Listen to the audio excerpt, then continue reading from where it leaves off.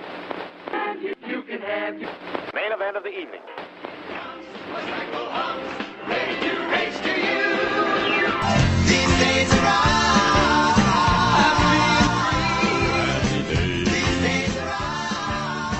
Hello and welcome to These Days Are Ours, a Happy Days podcast. I'm Peter, And I'm Joe. and today we are discussing Season 9, Episode 17, Hi-Yo, Fonzie Away. Okay, Peter, tell us what happens in Hi-Yo, Fonzie Away.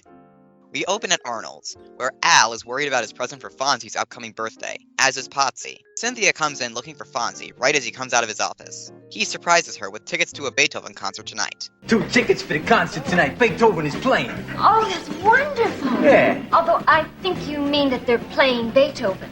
Al attempts to wheedle out an idea of what Fonzie would like for his birthday, and Fonzie assures him he'll like anything Al gets him. He invites Cynthia to his party as well, but after finding out that he's invited 40 other girls who he's dated, she turns him down. She knows Fonzie dates other women, and she's tried to be accepting of that, but she's not going to sit at a party with 40 other girls. I have more respect for myself than that.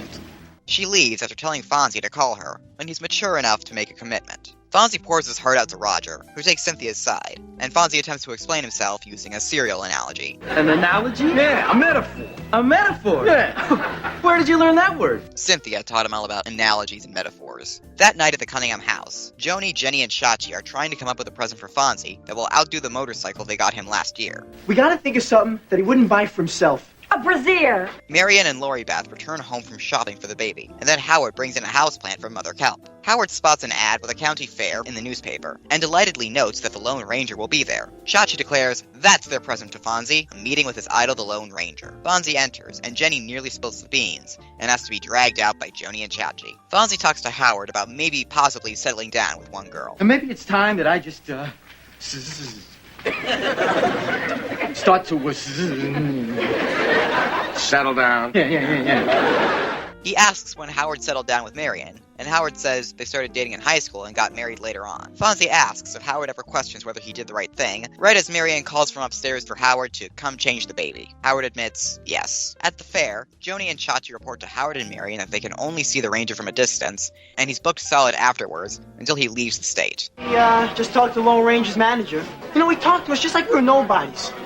We are. Then an announcer says that anyone who stays on Diablo, the mechanical bull, for a full ride will win a dinner with the Lone Ranger. I could do that. Yeah, but Chach, you're a city boy. I know that, but the bull doesn't. Chachi takes up the challenge, and comes very close to finishing before he's thrown off. Howard decides to give it a shot, despite his family's protestations. Dad, you can hurt yourself, and there's a lot more of you to hurt. No offense. Howard does not succeed where Chachi failed, and has to be carried away by his family. On Fonzie's birthday, the Lone Ranger is on his way to the airport, and Fonzie strolls in to announce that he will not be having his party with 40 girls, just a small get-together with Cynthia. Once he leaves, Howard goes to head off the Lone Ranger at the airport, because Fonzie's been too good a friend to all of them to be let down. Tough little guy. Fonzie's various friends and acquaintances join him and Cynthia at Arnold's. He's gifted a pair of hand-stitched pants and a belt with his initials. Sorry, Fonz, but this wasn't exactly what we had planned, but happy birthday anyway. Once he and Cynthia are alone again, Cynthia thanks him for the gift he's given her, breaking a tradition to spend a special day with her, and only her. The two kiss, only to be interrupted by the William Tell overture and the return of the partygoers, as well as the Lone Ranger. I understand you've been wanting to meet me for a number of years. He says it gives him great pleasure to meet a man who has patterned his life after his, and with all these friends, he must be a loyal, good-hearted man. He gives Fonzie a silver bullet as a memento of their friendship, then leaves. Fonzie, who was too stunned to speak in the presence of his idol, finally does, lamenting that he didn't get a chance to thank him, then shouts after him, Hi-Yo! Hi-yo, Silver! Away! Hi-yo!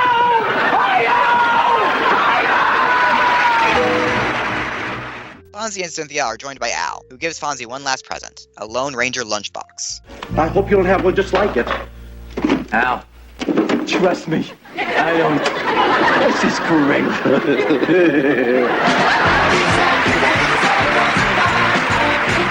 Thank you, Peter. That was Hi-Yo, Fonzie Away. It first aired back on February 9th, 1982. Happy Days was followed that night by a new Laverne and Shirley, in which Laverne learns she is dating a married man when the man's wife suddenly shows up at a restaurant. Angelica Houston guest stars. CBS had a new Simon & Simon in which the brothers are hired by a jilted bride to find her runaway groom. And NBC had a new episode of Father Murphy in which a pretty young woman comes to town disguising herself as a nun to cover up the fact that she's actually an accomplice to a bank robbery. So, Peter, of those three choices, what are you watching? Oh man, I gotta go with Father Murphy. Yes, I want to see the nun who is actually a bank robber. That sounds delightful. Thank you, Father Murphy. Why aren't you like this every week?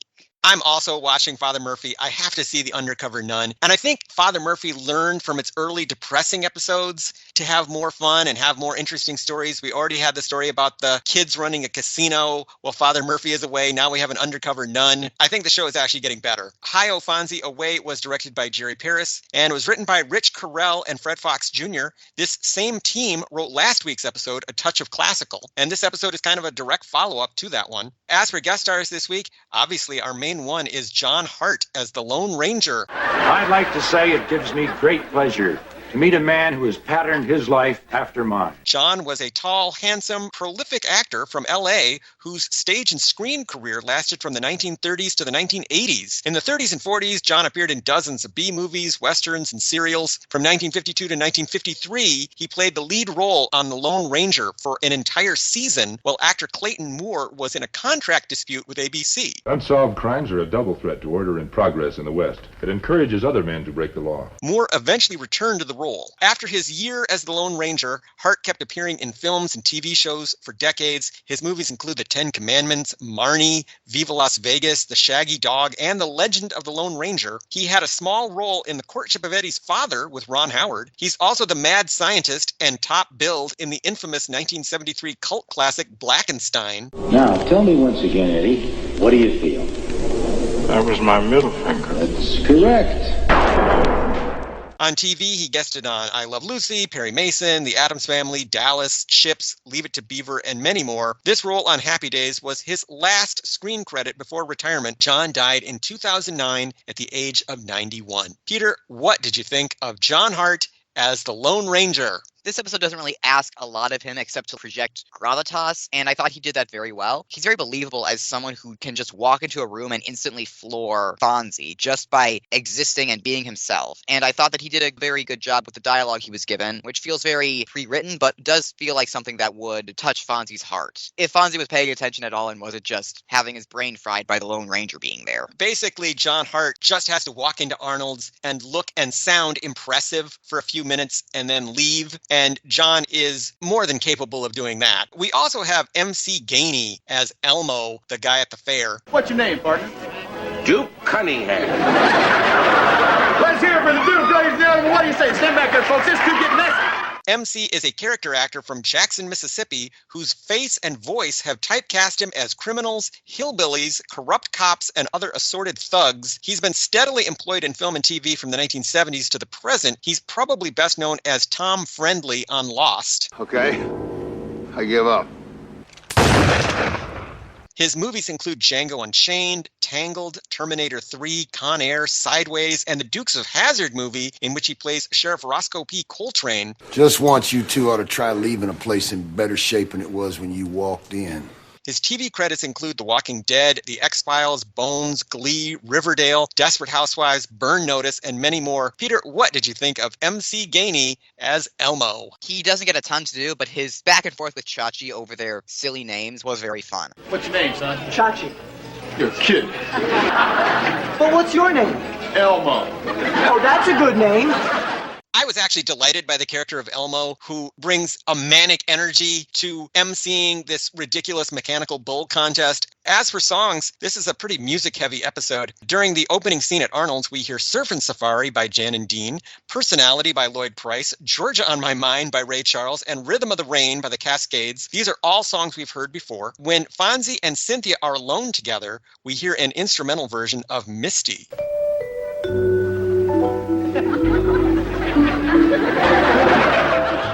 This is a jazz standard written by pianist Errol Garner in 1954. Lyrics were later added by Johnny Burke. It's one of the most widely covered songs in the American Songbook, with versions by Ella Fitzgerald, Frank Sinatra, Ray Stevens, and dozens more. But I'm guessing Happy Days is thinking of the hit 1959 version by Johnny Mathis. Look at me.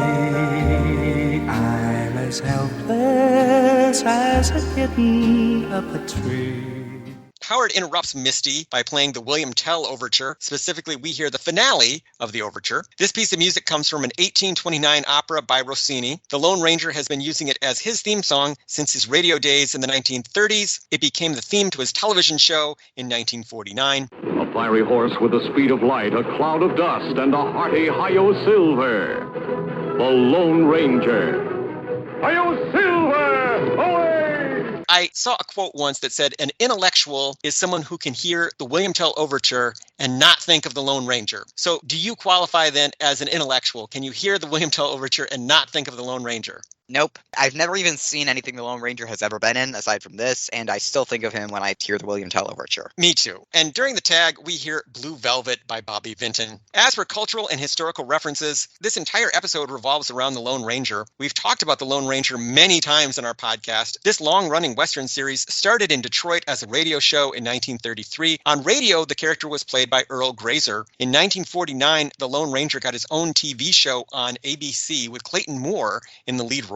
The character has also inspired novels, comics, cartoons, toys, and numerous movies. Two of those films, The Legend of the Lone Ranger with Clinton Spilsbury and The Lone Ranger with Armie Hammer, have been infamous big-budget bombs. Now, Peter, you say you have no experience with the Lone Ranger outside of this episode? I was alive when the 2013 movie came out, but I did not see it because everyone said it was terrible. I did watch it on television. It's so odd that I thought it was almost an art movie in disguise, or maybe the director, Gore Verbinski, was playing a little prank at Disney's expense with the film. It's a very odd film that people should at least try to see because it's so strange. I guess if you can get through Johnny Depp as a Native American, you can get through anything. As a small child, I had a book and record set about the Lone Ranger. Now let's read together The Lone Ranger.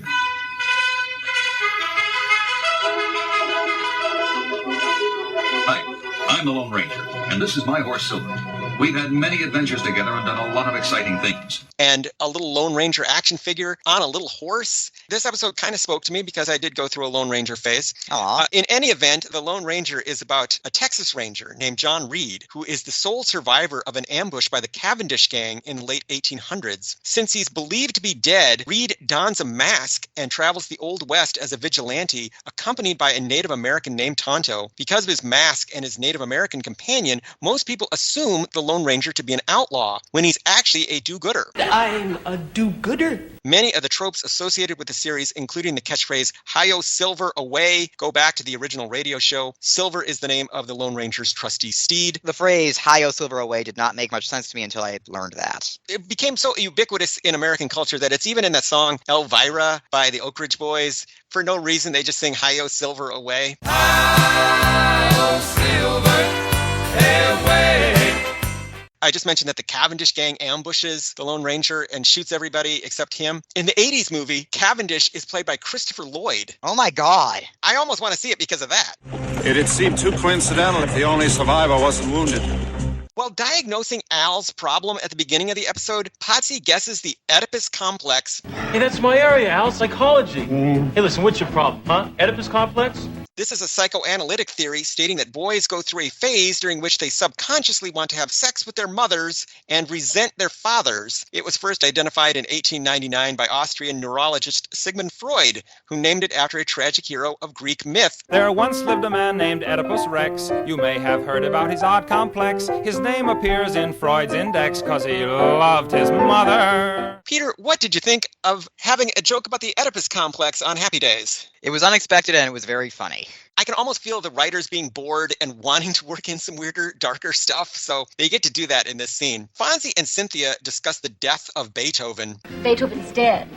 Then she cancel the concert. Renowned German composer Ludwig van Beethoven died in 1827 at the age of 56. He'd been dealing with hearing loss for years, but he never became totally deaf, as the legend has it. He was plagued with multiple illnesses in his later years, compounded by his heavy intake of alcohol, and his death was likely from lead poisoning. He was enormously popular and well known during his lifetime, so 10,000 people showed up for his funeral in Vienna. See? We're educational, folks. Cynthia says that the orchestra will be performing a very variation on Beethoven's Ninth Symphony. Debuting in 1824, just 3 years before the composer's death, the Ninth was Beethoven's final symphony and one of the most famous pieces of music ever written by anyone, anywhere. It famously concludes with a choral section known as the Ode to Joy.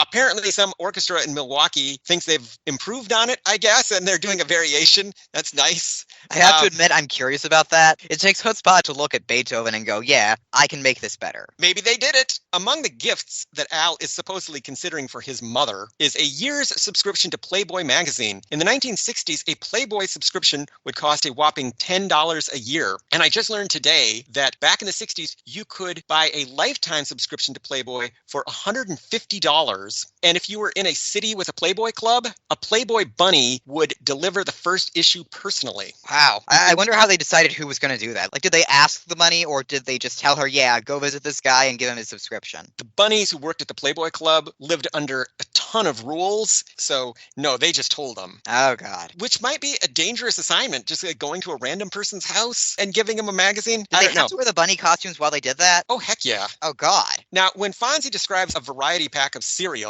he includes cornflakes, sugar pops, your Raisin Bran, you're gonna have your Fruit Loops. So let's go through those one by one. Today, the term cornflakes is generic and is used by many cereal manufacturers, but the most famous kind is from Kellogg's. In fact, the cereal was created in 1894 by Will Kellogg himself and was originally intended for patients at the Battle Creek Sanitarium. One patient at the sanitarium was C.W. Post, who went on to found the Post Cereal Company, a rival to Kellogg's to this day. Did you know anything about the origin of breakfast cereal? I knew that a lot of it was in order to stop people from getting it, so yes. There was a whole movie about this called The Road to Wellville with Anthony Hopkins, Bridget Fonda, and Matthew Broderick, but I didn't know that Post Cereal was founded by a patient at the sanitarium who ripped off the idea for cornflakes. The term Raisin Bran is also generic. Both Kellogg's and Post have their own versions of Raisin Bran, but the cereal actually goes back to the Skinner Manufacturing Company in 1924. Skinner! So all these cereal companies ripping each other off, Peter. It's a cutthroat industry. It is. Sugar Pops, on the other hand, is very definitely copyrighted and a product of Kellogg's. Sugar Pops are tops.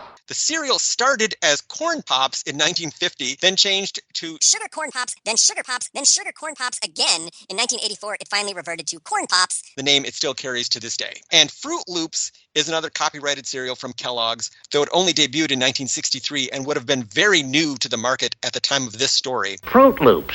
Oops. Howard compares the houseplant to Sherwood Forest. I go with your mother to buy a cute plant, and I come home with Sherwood Forest.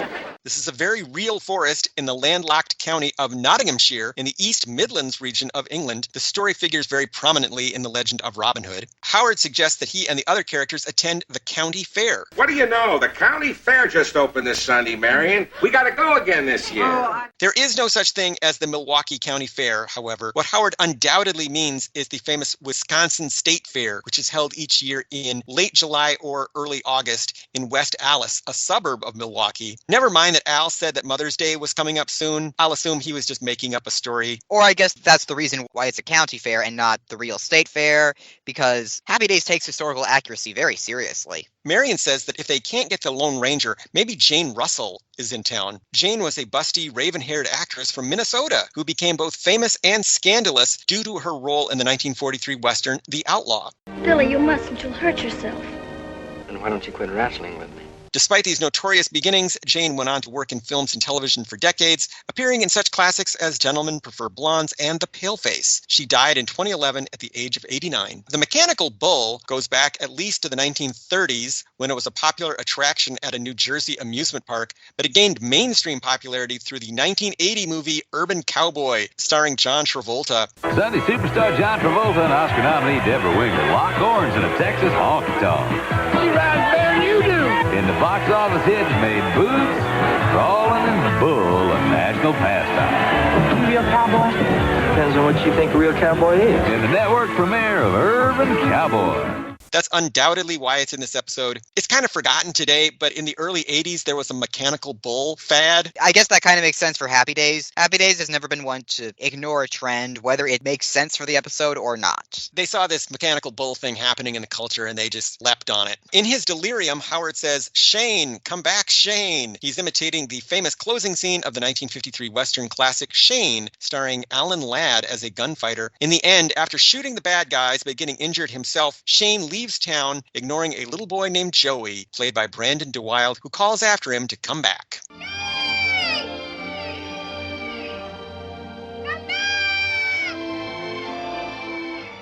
The Lone Ranger gives Fonzie a silver bullet. This is a tradition that goes back to the Lone Ranger's radio show in the 1930s and continued through all his subsequent adventures in film, TV, and comics. In some versions, he uses silver bullets as a calling card and shoots lead bullets out of his gun. But in other versions of the story, he uses silver bullets in his gun as a reminder that each life is precious. Well, had you heard of the silver bullet thing? Not until now, and now I'm wondering why the Lone Ranger has never fought against werewolves. Al gives Fonzie a Lone Ranger lunchbox. The Lone Ranger has appeared on many lunchboxes, but this particular one is from the unsuccessful 1981 movie The Legend of the Lone Ranger, starring Clinton Spilsbury. The producers of that film legally prevented actor Clayton Moore from appearing in public as the Lone Ranger. This got terrible press at the time. The Legend of the Lone Ranger is one of the worst movies of the year. It fails totally as a Western, as an adventure film, and as a children's entertainment. This is the version of the Lone Ranger story that caused all the commotion about a year and a half ago when the producers of the film wanted to disassociate the old Lone Ranger, actor Clayton Moore, from their new film. Well, lucky Clayton Moore. Eventually, after the film was forgotten, Clayton Moore was allowed to appear as the Lone Ranger again. This episode of Happy Days was made during the brief time when Moore was estranged from the franchise, which is why John Hart is the guest star. Hart actually plays a supporting role in The Legend of the Lone Ranger. So there's all this backstage intrigue going on as well here, Peter. Look, I should just not have that lunchbox. If you're violating the space-time continuum, again, Happy Days, we talked about this, come on. Other observations this week. One nice thing about birthday episodes is that they tend to bring out the entire cast. Even Potsy and Lori Beth get something to do this week, which is not always a guarantee in season 9. And while we're on this topic, I liked Potsy's pronunciation of Delusions of Grandeur. Delusions of Grandeur? Which is very fun. It reminds us that he's maybe not quite as much of an intellectual as he would like to be. This episode also shows why Cynthia should have continued as a character on Happy Days. She challenges Fonzie in a way that his other girlfriends usually don't, and she forces him to grow up a little, which is nice after 9 seasons. It's a shame that she's not going to show up after this one, and she's going to be replaced by another recurring girlfriend who does what you say, basically. She has a particular line in this episode where she says, "I have more respect for myself than that." And that's something I've been waiting for a woman to say to Fonzie for several seasons now, and she finally is the one to say it. It's also nice that Shachi still remembers the episode The Sixth Sense from season 8, in which Fonzie received a motorcycle for his birthday. Happy Days characters usually don't remember things like that. That was a nice touch. Thank you, Happy Days. Thank you for remembering that things have happened. There's a wonderful bit of background acting by Kathy Silvers during the party planning scene. As Chachi talks about getting the Lone Ranger to appear at Fonzie's birthday, she is busy filing her nails. That was a fun touch. Yeah, to show that she's not interested in what he's saying at all. But she is going to almost tell Fonzie about this, presumably so she can take credit for it. I love her. She's the mouth that ate Milwaukee, as they say. Howard says that he and Marion started going steady in high school and got married when he was 21. You hooked up in high school, now you've come so far. I'm going to guess that this origin story does not match with any others that we've heard in previous episodes. Happy Days giveth and Happy Days taketh away when it comes to continuity. The euphemism nice makes its return in this episode. The baby just went nice, and it's your turn to change him. Again, as far as I know, it is unique to Happy Days. I was not necessarily happy to hear it again, but the mechanical bull in this episode is called Diablo. Is this an intentional nod to the actual bull named Diablo who appeared in Westward Ho back in season 6, or can't the Happy Days writers think of another name for a bull? I'm going to say it's the latter just because Happy Days, as we have established, plays very fast and loose with continuity, and sometimes they do remember things that happened before, but sometimes they don't. They don't remember the real bull named Diablo. They don't remember the ranch. They wouldn't have any idea what you were talking about if you asked them about it. What ranch? What bull? None of that happened. Joni says, Cynthia's a very lucky girl. To which Fonzie says, Yes, she is, and so am I. Did you notice that line? Yeah, that was amusing. Was that intentional, or was that just an accident of the script? Probably not intentional, but still amusing. So, Peter, were there any outstanding Happy Days fashions in this episode? I loved Howard and Marion's cowboy outfits from the county fair. They're both wearing cowboy cowboy hats and vests, and Marion has her buttoned all the way up and she's wearing a yellow ribbon around her neck, and it's very pretty. It does definitely make Howard look more prepared for the mechanical bull, even if he does immediately get thrown off. And come to think of it, at no point do either Joni or Marion offer to try and go on the mechanical bull. Joni's pretty athletic. She could have given it a shot. That would have been a great ending if it had been Joni or Marion who actually wins the dinner with the Lone Ranger. Well, it's too late to change it now, but happy days, you missed the boat on that one. So, Peter, I will ask that age-old timeless question. Was this episode any good? This is kind of an inconsequential episode. It doesn't feel like it has much of an impact, but it is fun. You've got the mechanical bull, you've got the Lone Ranger showing up and Fonzie just being utterly delighted at it. You've got references to backstage drama for a box office bomb from the 1980s. So this is a fun episode, if not one that I think I'm going to remember much of. I think for generations of TV viewers who had the Lone Ranger as a part of their childhood and their lives, having Fonzie meet the Lone Ranger on Happy Days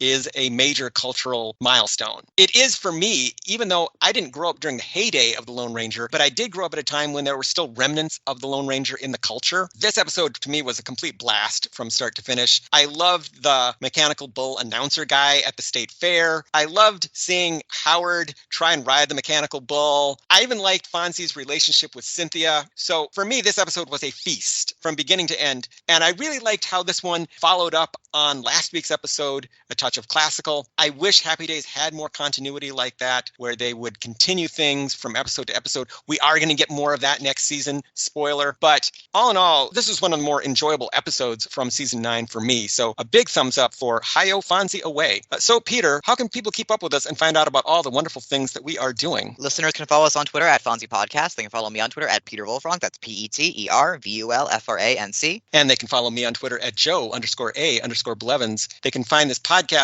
online at thesedaysare.libsyn.com, and they can email us with questions, comments, and concerns at thesedaysarspodcast@gmail.com. So, Peter, what do we have on the docket for next week? Next week, Happy Days has once again forgotten something that happened in an earlier episode, and they just straight up used the same title for Great Expectations. I hope this Great Expectations will be as enjoyable as the first Great Expectations. So, see you later, alligator. In a while, crocodile. Have a pizza, pizza, pizza roll. Have a pizza, pizza, pizza roll. Walking down a frozen appetizer was a dreadful bomb. It was something you just think they dropped into a potted palm. Serving with a Gina, pizza roll, a shit to save the day. Appetizers now at last are edible. That's why they say have a pizza, pizza, pizza roll. I'd like to talk to you about that music you're using. That's funny. I've been meaning to speak to you people about the same thing. Have a pizza roll, Kimasabi. Look for Gino's pizza rolls and serve this new hors d'oeuvre. Just take them out of the freezer, pop them in the oven for 10 minutes. That's it. Who was that masked man anyhow? I don't know. And I wanted to thank him.